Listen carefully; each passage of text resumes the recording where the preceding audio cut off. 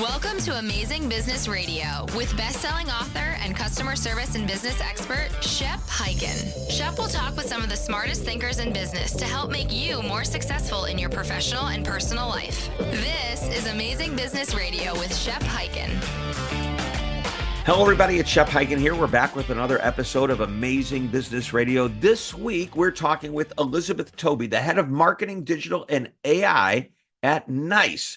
And she has an incredible background working with a number of companies in the B2C space and the B2B space. We're going to learn a lot about AI and how we can create a better experience for our customers using this oh so fantastic technology.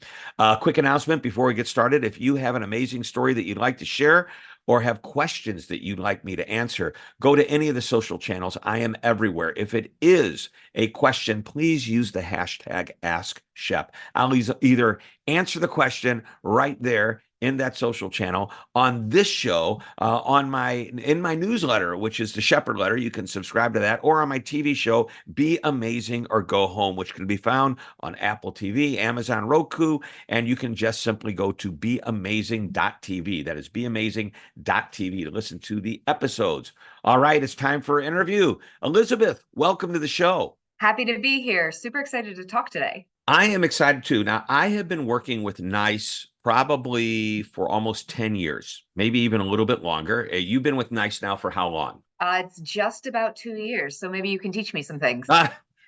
I'm sure you're far more immersed in the company than I was, but you have a really interesting past. I'm reading here, you have video games, social media, you've worked in B2B companies, B2C companies. So let's start with a little bit of history of Elizabeth.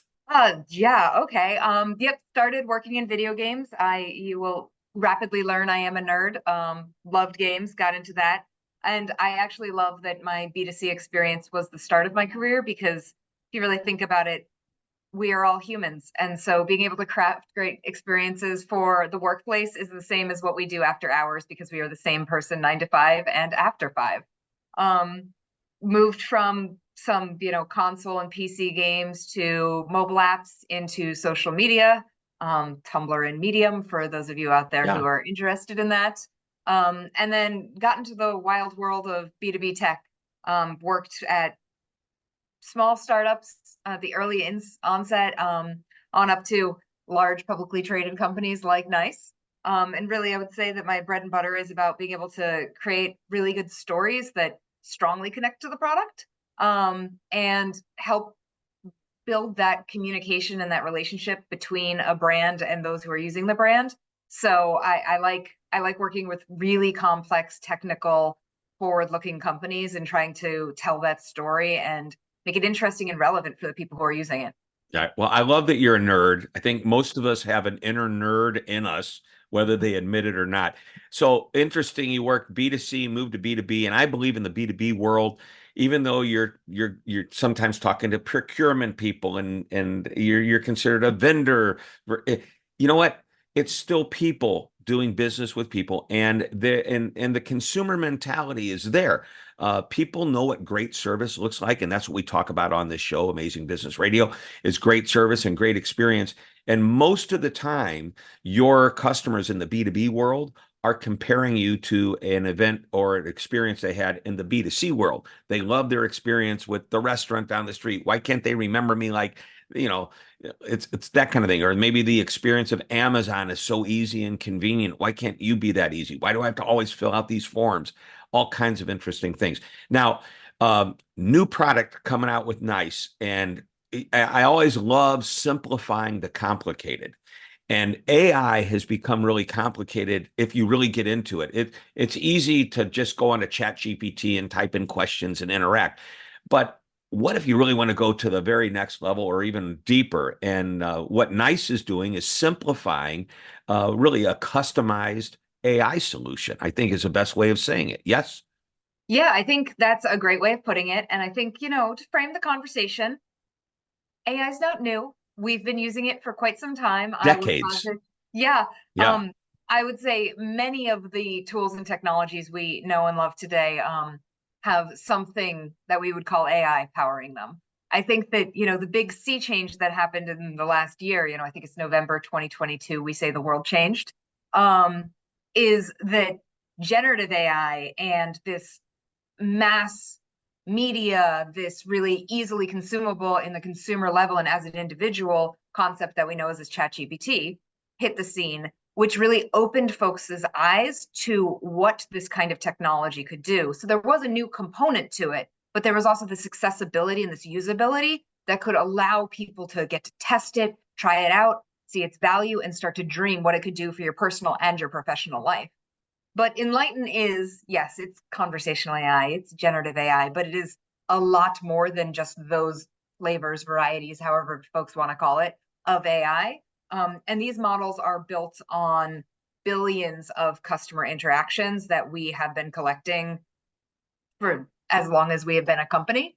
And so that allows us to build a very specialized form of AI, purpose-built and tailor-built just for customer experience, to be able to create those phenomenal interactions that have the right outcome. And again, that is a general statement that depends on the company, their goals, what industry, what country they're in, but allowing whether it's a customer experience or an employee experience to be able to have that effective outcome that is being powered by AI in a very collaborative way that's helping boost us in ways that previously we haven't been able to attain. Right. So you've created this series of commercials. They're very fun videos. You can go on YouTube, just type in nice, enlighten, or maybe just nice, but you'll find these. There's, I think, 2 or 3 of them out right now. One is The Race is On, and it's all these people running through an office. What's the coach's name? Coach Steve. What is it? Steve. Coach Steve. And the most recent commercial I love, where a bunch of these corporate people are trying to put together a rocking chair. And it's complicated because when you go to incorporate any solution, not just AI, but any type of solution or a platform that's new, you're piecing these things together and you're working out the kinks and everything. And then there's the coach over there. It opens up the box and it's a perfectly made rocking chair ready to go. And I think that's the message. We need more less complicated. We need more items, more solutions, whatever, that just don't take so much of our time and effort. All right, so let's jump into some really important questions that I think the general audience want to know about. Today, more than ever, and my research shows this in our annual consumer research, but I think it doesn't matter, consumer, B2B, customers want personalized experiences on the platforms that they choose to do business with. So let's start with that as a title, and I'll let you take it from there. Yeah, I mean, I think this is very important. And again, when we talk about the idea of personal and professional lives, we've seen this in our personal lives, and I don't see why it should change for businesses to consider this. I would say back in ye olde day of the early 2000s, folks were thinking about, driving to forums, figuring out how to get to your website, and maybe those owned channels are important. But in this world of communication where we all have computers in our pockets, we are all operating on different time scales with different needs and different preferences. It's really important to be able to meet your customers where they want to be met and when they want to be met and communicate with them. I just had a frustrating experience with a brand last night. And as it was happening, I was in my way furious at the channels and the interactions and what was going on, but thinking this is an incredible case study that I will absolutely talk about immediately at work. And one of the things that bugged me was I was getting home very late from an event. And so I was having a conversation via chat. And I said, I have to go to sleep. And when I woke up in the morning and I said, okay, let's continue this, let's solve this problem, everything had to be restarted to the point of re-verifying, re-logging in, readdressing my problem, getting to know an agent. And all I wanted to do is say, like, can I please talk to your stakeholder and sell them autopilot right now? Because that would solve this problem for me so well.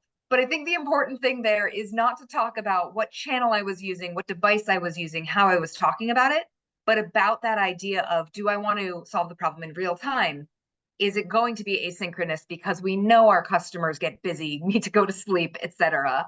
And how do we keep that persistence and that context and support the customer's needs so I'm not frustrated, but also support the next agent there so they can pick up and that they don't have tools that make them re-authenticate or over-authenticate or backtrack or make me wait while they review case files.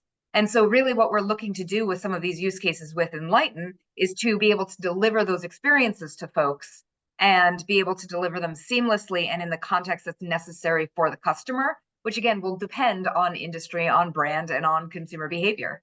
Yeah, the other day I wrote an article within the last 2 or 3 weeks about how, and I will use the example of going to the doctor's office. Okay, I needed an MRI, and I go there, and they say you have to fill out these forms. Okay, and okay, I'll fill out the forms. Now, by the way, I learned I could have done this online, but all the forms, many of them ask for the exact same information. They want my name, my phone number, I don't know, social security number, address, all that. So then I thought, okay, I do it, and it takes about 15 minutes to do. Well, the next doctor I went, because now that I got my MRI, now I have to go visit a new doctor, right? They said, do it all online. So I did it online. And you know what? I was surprised because all the information that I filled out when I went to the next page, it wasn't filled out again. The same exact request, name, all that. Why can't they make a system that, like, I think you use autopilot or auto-populate would even be a better word, because that's what it is. And even that would have been better than having to type the whole thing out again and again. But if I give you information over here, there's no reason I shouldn't have it over there. It's like an omni-channel document experience. Exactly. And I really think that it's important to think about that. And, we have a luxury here at NICE of, having a history. And so we have both the breadth and depth of solutions that I think help companies, depending on where they are in their journey and what use cases and what needs and what pain points they're trying to solve for. But everything about our AI solution is also embedded into our CX platform, which allows us to be able to take all of that native or third-party data that is happening in every point within a customer journey and bring it in and feed it into our AI, so that engine is continually learning, evolving, growing, and getting smarter. And that means, based on every customer interaction, the automation and the self-service can get smarter, can evolve, but all of that data can get fed to agents, to supervisors, to operational leaders to fundamentally change how they're working and make them more agile and be able to help them make decisions faster, which I think is one of the problems. We're all struggling with having so much data right now and no ability to actually analyze it and take action on it. And the idea of even, you have all of the money and all of the resources to hire this small army of data scientists, it still takes them time to gather, collect, analyze, and then output. And I would say that the amount of time that takes right now without any kind of AI assistance is too long, that the market demands answers and evolution faster than right now that process can allow. And so being able to give this collaborative boost is what we need to really get ahead and push business forward as fast as we need it to. Yeah, it's fascinating to me. You just mentioned digital or self-service, and I want to get into that. Let's take a short break. And when we come back, we're going to continue the conversation. I want to wrap up on the whole concept of the personalized experience. And then I want to get into this gap between what customers are expecting with the self-service solutions that some brands are offering versus what they actually have been offering. I think there's a little lag right now. There's companies that are totally getting it, and they're setting the bar high for everyone. And then there's these other companies that go, well, like, do I really need to do that? And the short answer is you absolutely do. But let's talk about that and a whole lot more. We are talking with Elizabeth Tobey from NICE, and we will be right back after this. One of my favorite sayings is that customer service isn't a department, it's a philosophy. And it's a philosophy that must be embraced by everyone in the organization all the time, and that's 24/7. So if customer service is important to you, and I know it is, then you will love our virtual training, the ultimate on-demand customer service and experience training program that you can access anytime, anywhere. Now, the course content applies to everyone, regardless of position and responsibility, from senior executives to the most recently hired and everyone in between. You'll discover tips, ideas, and strategies that won't cost your company a fortune, but will produce what I call moments of magic, those positive experiences, and it will happen at every level of your organization. So go to Customer Service VT. That's V as in virtual, T as in training. That's customerservicevt.com. It's time to get customer focused. You're listening to Amazing Business Radio with best-selling author and customer service and business expert, Shep Hyken. We're back on Amazing Business Radio. We're talking with Elizabeth Tobey, the head of marketing, digital, and AI at NICE, which, by the way, is a very nice company. Pun intended. As I mentioned, I've had the luxury of working with NICE over the years. I believe I even worked with NICE, and then In Contact came along. Is that right? Yep. And then they combined, and I don't see In Contact as much these days, but I In do see. Contact is really the brainchild that became CX1 and then Yeah, some. You know, we're very smart in how we grow, and they were incredibly important, brilliant people. I'm very glad to still be able to work with them, and that team is phenomenal. yep. So where is Interactions? When is Interactions? Interactions is June 10th through 12th in Las Vegas. As Um, usual. yeah, so you can type in nice interactions, I'm sure, and sign up if you're interested. We're selling tickets now. Going to be a great slate of folks between customers, product folks at Nice. We have some different specific speakers around there to talk about customer experience, digital, AI. So it'll be quite a large swath of folks to really talk about knowledge and how they got there and what problems they were facing and how Nice helped them solve those problems. Yeah, it's really interesting. And there are lots of great speakers, panels, and I've been, like I say, I've been fortunate, lucky to have been one of those speakers, have been a panelist, moderated panels, and did lots of social video type work with you way back in the day. Back in the day, what, not that many years ago. Anyway, let's continue this. The personalized experience. Uh, I think AI, from a company standpoint, not a consumer using AI. AI can take a look at your customer and it will know this is a customer that has bought this long, calls in all the time, asks the same type of questions, matches that customer up with a profile of many other customers. And the AI will actually help the agent create a far better personalized experience. And I see you're shaking your head. Yes, they can't see it if they're listening to it, but go ahead and share some thoughts about that. Yeah, I mean, we've been talking about how AI can help customer experiences, which often means bots or chat bots, for a while. I think this agent experience, and I would say supervisor experience as well, is new, and at least we are seeing in our pipeline a ton of interest and need and desire for, in particular, the supervisor experience. Because the idea here is that if you could have a co-pilot, a collaborator by your side, listening to everything and proactively offering you the best next information that you need, whether it's drop them into this process assistance so that they can do something faster and more automated. Here is my suggested reply that you should have to this. I can note that the sentiment is trending upwards or downwards, so do more of X or do more of Y. You cut out a lot of the cognitive overhead that is what is taxing and stressing and burning out employees. That is also rote or boring work for employees, which again, we also know is difficult and hard to deal with day in and day out.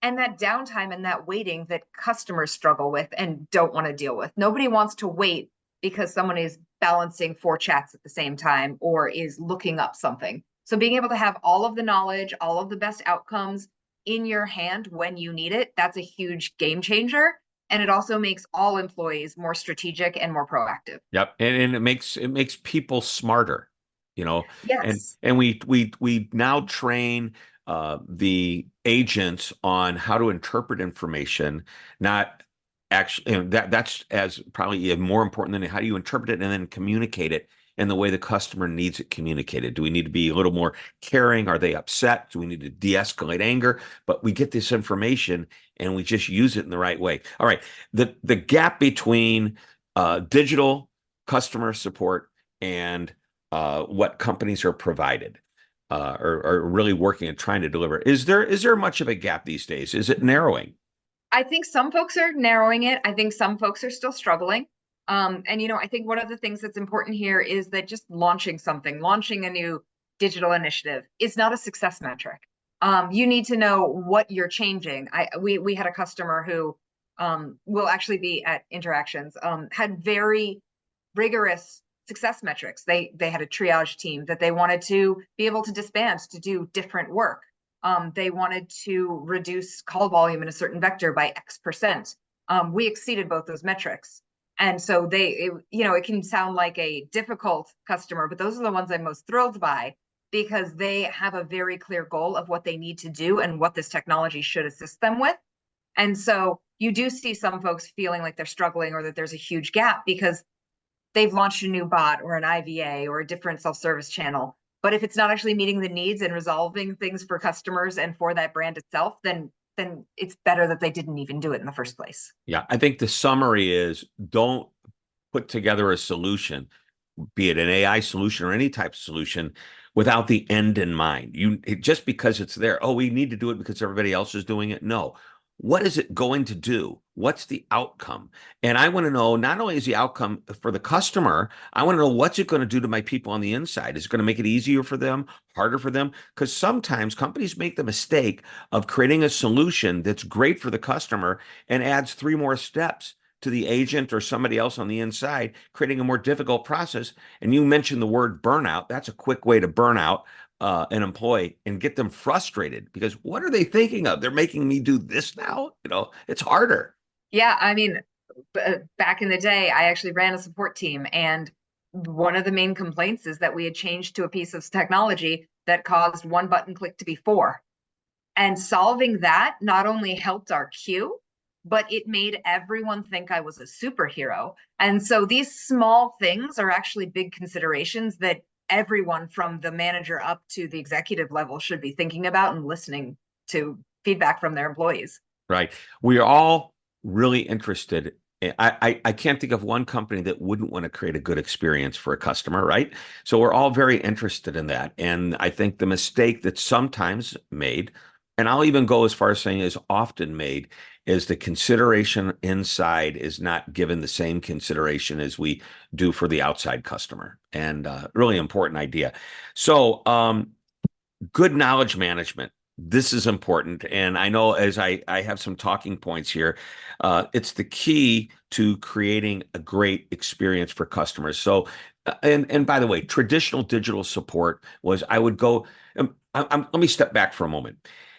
Many times customers make a phone call and want to talk to somebody. And I think it's important, and by the way, push back if I'm wrong on this.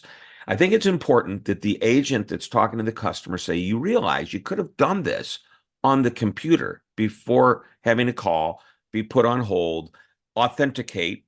Although, it's easy just to type in and log into the system once you have your own password, right? But you could have done this. And I think it's important to educate customers, because the first thing I want that agent to say is, so how did you get her phone number? Oh, I went on the website. Oh, so you were on the computer. You were on our website and you hunted for the phone number instead of hunted for the word that said support at the top, right? So now we open up support. And traditionally, a good digital support was type in your question, and there's a bunch of frequently asked questions that it'll match up to and give you an answer. And today with generative AI, we can type in the question and it'll give it to us. And if we don't understand it, we can ask it to give us the same answer, but treat me like I'm in 6th grade. Okay. And it will do that, which is brilliant. Maybe there's video tutorials, but the whole self-service thing is different. But knowledge management is making sure that whatever solution you're doing, traditional frequently asked questions or getting into the generative AI, we need to make sure the right information is there. So absolutely. We say that AI management is actually knowledge management. And I would take that further. It's just in general data management. Your AI is only as good as your data, your knowledge. If you put garbage in, you might get garbage out. If you go to nice.com, our chat is actually running on autopilot, our own product. And I would say that was an incredible project for us because it helped teach us any of the pitfalls that we might have with the product so we could solve for it, which makes our customer experiences better, but also how we should talk with folks at implementation, because as we were our own customers, what we were communicating to the product team, we got to learn a lot from that to be able to build that end result. But really what autopilot can do now is be able to give you any of the answers that you need without even having to search, without having to go to our knowledge base. It's pulling from that knowledge base and not making you read a whole article when you actually only needed a sentence or a paragraph. And so I think that's really the beauty of knowledge. And that is important because that is great for customer experience. That is what is being drawn on for the agent and the supervisor experience. And when you have those great agents who are searching and finding answers or finding nuances to those bleeding edge questions that aren't yet in your knowledge base, because of the way our AI solution works and Enlighten works, all of that data is in a shared pool. So you'll be able to pull those best nuggets out and create new knowledge, create new articles, create new data that again will be enter into the system and uplift everything else. Yeah, I'm blown away. I think we're living in a time that really you said it earlier in a conversation. It was about November of 2022 when the public was really introduced to the ChatGPT. And it's been, like you said, for decades. Well, I said decades, but you said for so long, we've been using AI and probably not even knowing that it was AI infused technology. And here we are today. It's just so the possibilities. My head is like I'm talking to you right now, and if I sound like I'm all over the place, it's because my head is swarming with ideas, listening to what's going on in your world over there at NICE. It's fascinating. So anyway, I can go on and on. We are just about out of time, and you said some great things. By the AI management is really good data management, and if you get the data in there the right way, it'll create the answers that customers want in a way they want them. It'll create what seems to be a very personalized experience, which customers really want as well. I think it's just what's happening today is exciting, and it's a win-win for both the company and the customers that are involved with getting that information. So last question, it's coming. What's one last nugget of wisdom you want to share with us today? I would say that in this world that we have folks who know they need to implement AI, first, get those outcomes, get those KPIs like we were talking about. But I would say test it out, kick the tires, see what you can bring. One of the things that I find that is most useful for us with our customers is we're able to take their knowledge and take their data and build what we call a proof of value, a POV, to be able to show how it will actually work within their systems, within their data, within their workflows, whether it'll scale, whether it'll meet their needs. And I think we really need to look for a partner who understands your needs and can actually meet it within the structure of your company and your technology. And so have them show you, have them test it out. I think that's the number one thing we're seeing for success and really being able to cut through the noise to figure out which solution is going to be the right one for you. All right. So I said it was the last question, but I got to have a follow-up question. Go for it. How long should that process take? Oh, I don't think there should be any hard and fast rule there. For us, though, if you give us data, we can spin something up in a couple of weeks. Yeah. So I don't think this is something that we are talking about needing months and months. This should not be a long-term project. We know how fast this technology is moving, and so your vendor needs to move fast too. And price-wise, if we were talking about this 10 years ago, and I used to go to the IBM Watson conferences, and it would, just like when I was young and I would see a computer room, this huge amount of equipment, and now we have a little mobile phone that's even more powerful than that huge room. Well, 10 years ago, what we're talking about could have cost millions of dollars and lots of computer power. Today, totally different budget, isn't it? It's a totally different budget, and it's very variable. It can be interaction based. Some things, because you're decreasing some of the work, might be, per transaction, quote, I'm putting air quotes around that, more. But if you think about the value and the outcome and the money saved and the revenue driven from it, it is, again, something that is unbelievably valuable, which is also why I say we're talking about a proof of value, because it has to hit on all of those different vectors. Right. So and it's like they say, advertising doesn't cost, it pays. Well, implementing the right AI solution shouldn't cost. Overall, it should pay back. Yeah. And multi-vectors, it will help increase satisfaction across both employees and in your customers. So really, it is one of those solutions where if you do it right, you're going to see metrics uplift on all of the different vectors. All right. Well, I know that my last one thing question turned into about 3 or 4 one things. So thanks for putting up with that, and thanks for playing our game. And actually, thanks for being on the show. Really appreciate it. Thank you for having me. It was very fun. Thanks, Elizabeth. This has been a great episode. This is why we call it Amazing Business Radio. That's it for this week. Be sure to tune in next week when we'll have another great interview. Until that time, this is Shep Hyken reminding you to always be amazing.